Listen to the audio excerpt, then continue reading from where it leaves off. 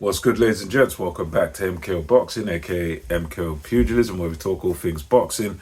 Like and subscribe on YouTube, follow on TikTok, all that good stuff. So let's get into this one. We'll talk about the performance of Adam Azim as he fought Sergey Lipinets. Now, Lipinets was a bit of a step-up opponent for Adam Azim. Adam Azim is a young fighter, still in his early 20s. And he's one that Ben Shalom, boxer and all these guys, they've been talking about him as like a potential superstar, a guy that could go on to be the best in his division. And there's been a lot of high praise about him and a lot said about him.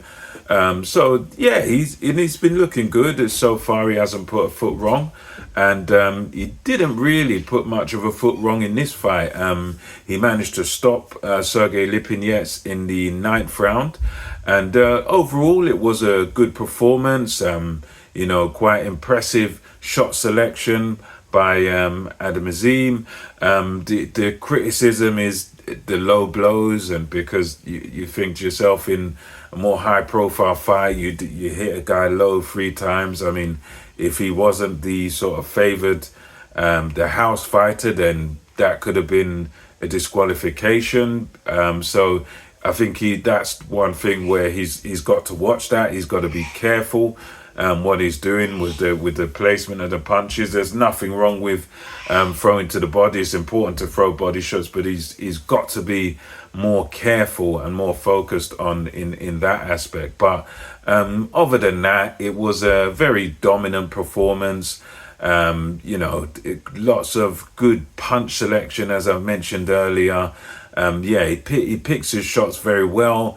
I think he could probably let his hands go a little more, because some of the time he kind of looks for the honey punch. He kind of looks for that one big shot to sort of take someone out. And I think he could benefit from sometimes sort of letting the hands go in combinations, not always looking for that perfect shot, but sort of, setting it up with shots first and, more combinations so that, and he will stop more people if he does that. You let your hands go a little bit and then it sets up the bigger shot. It gives you a better opportunity rather than if you're just looking to line someone up for that perfect opportunity. Overall, good performance. He got the rounds in. It was one of those fights where it was very, very sort of one-sided. You could tell from the opening bell that Lipinets, yes, he was coming forward bravely and marching forward behind a high guard, but he was walking onto shots, and you could just see that there was a sort of difference in levels there. He was kind of, yes, former world champion, but as I said, not a long reigning world champion, not a good world champion, just like one of those guys that he's the cusp of sort of world level, but he's nothing, not sort of at the upper level. He's a decent fighter, but nothing to write home about. And I think, the good performance by Azim, impressive, but I would also say that this guy, Lipinets, was sort of made for him in a way, in the sense that he was coming forward and sort of marching forward and sort of walking on to shots, and he was quite an easy target for Azim to pick off and to eventually stop. So it was very impressive. I do want to see him in there with his domestic rival, and I've heard talk of not Dalton Smith being next, but I want to see the Dalton Smith fight next.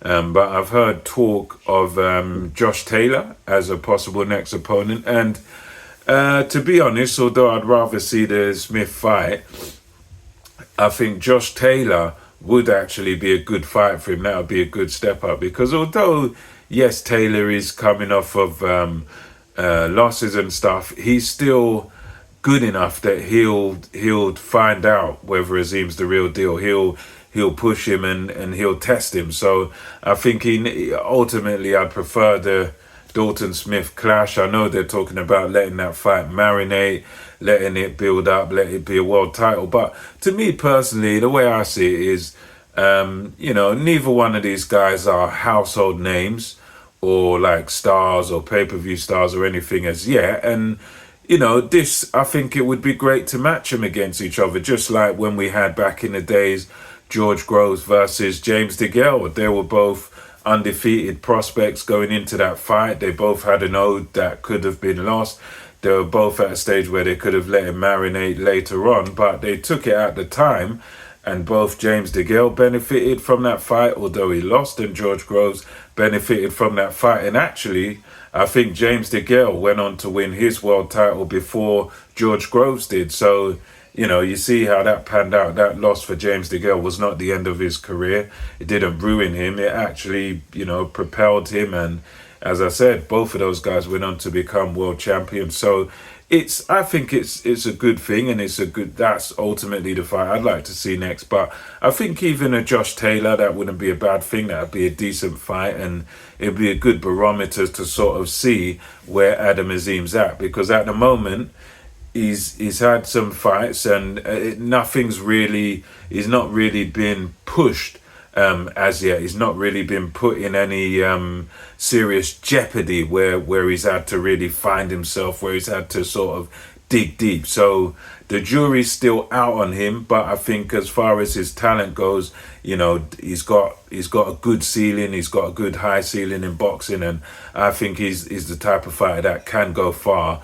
But as yet, we don't know how far exactly he will go. So yeah, let me know what you thought about this fight. I thought, as I said, very good performance by Adam Azim. He beat what was put in front of him, and he beat him in style. And there's not really many negatives that you can say about it. You got the low blows.